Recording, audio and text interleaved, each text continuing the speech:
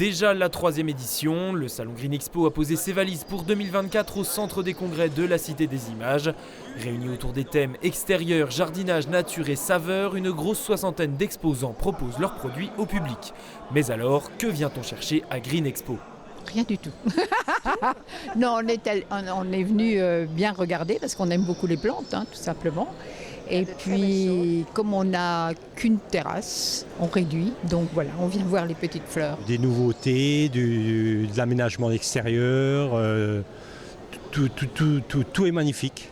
Chercher l'inspiration ? L'inspiration, oui, aussi, ouais, mais c'est vraiment joli. Moi, je suis très sensible à l'environnement et j'aime beaucoup jardiner, gérer mon petit potager en permaculture. Donc, j'essaie de voir un petit peu des idées que je peux trouver quand ils font une expo et voir un petit peu les ressources qu'il y a localement. Des infos et conseils sur la permaculture, Johan Gis pourra vous en fournir tout au long du week-end. Le formateur et influenceur varois y présente ses derniers ouvrages pour faire découvrir cette pratique agricole qui a le vent en poupe. La permaculture dans les Vosges, c'est possible ? C'est la question que je me pose encore à 1 heure de la conférence.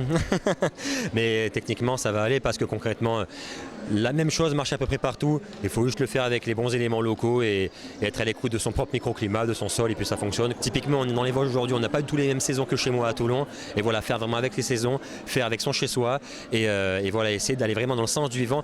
Le premier principe de la permaculture, et c'est pas moi qui l'ai inventé, c'est les pères fondateurs il y a plus de 40 ans en Australie, c'est travailler avec la nature plutôt que contre elle. C'est plutôt pratique parce que ça nous permet de vivre en autonomie pratiquement avec tout ce qu'on peut cultiver dans notre jardin.